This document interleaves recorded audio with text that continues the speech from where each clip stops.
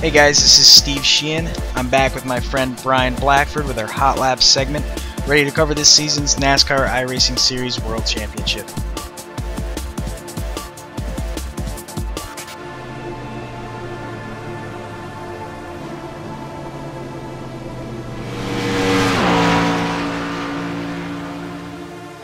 So this is probably going to be one of the easiest hot laps I call. Across the line, right on the bottom next to the yellow.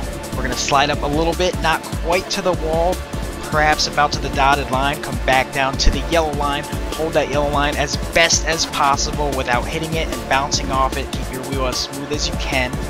You're going to come off turn 2, slide up right to the wall, ride that outside line about to the middle of the back straightaway, then start gradually bringing it back down to the yellow line into turn 3. There's a little bump on entry into turn 3 that you might hit, you might hear scrape a little bit. Don't be alarmed, it won't affect the top speed too much. Now coming off turn 4, you can save a lot of time by keeping it a little bit to the low side. Move right back down, all the way down to the flat to the tri-oval, cross the line for a hot lap.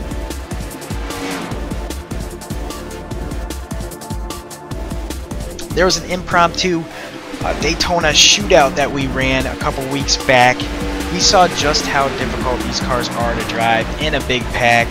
You're going to see some examples here. It's just very difficult to drive, and we really have to stay on top of our game all the way through the corners, even at a flat-out track like Daytona. We're going to be driving a little bit sideways all the way through these corners, especially the cars that are way up next to the wall when they're 3 wide. This is very, very sketchy racing.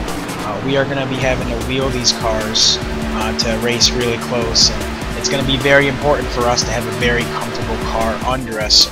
Now, one other key difference with this car is we're having to really pay close attention to the valance and the rear of the car to make sure it's not bottoming out.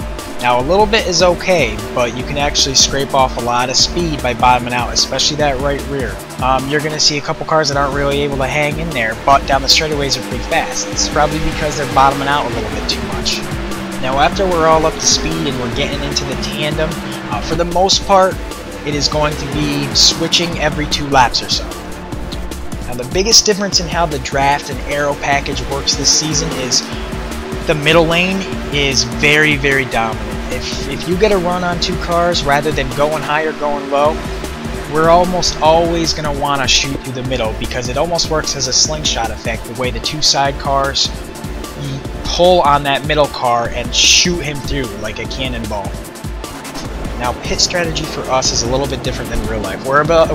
Believe it or not, we're a little bit smarter about it most of the time. We can go about 43 laps, give or take. We're not too sure because it's a new car and we haven't run with this many cars yet. But basically our strategy is it's an 100-lap race. We want to make one last pit stop as soon as we can. If we can go 43 laps, we want to pit with 43 to go. That also means that last pit stop we're making with 43 to go, we don't want to have to add a lot of fuel to that car. Basically, that means every single caution, every early yellow we get at the start of the race, we're going to be coming in to top off. For the entire race, it's going to be a lot like what you saw from us last year, where it was a big pack of cars, and for the most part, everyone kind of being patient using their heads, and then those last 20-30 laps is when we all go crazy, basically. We mix it up, we go 2 and 3 wide, sometimes 4 wide, you'll see tonight. That's it for us this week in our first installment of the season. We're going to be doing this for every race on the schedule, so make sure you tune in a little bit early so you can watch these things. In 2 weeks, we're at Vegas, and Vegas is going to give you guys a really good look at just how difficult these things are to get a handle on. So myself and Brian Blackford, thank you guys for tuning in, and hopefully helping a lot of you new guys as well as some of you experienced sim racers out with this new car.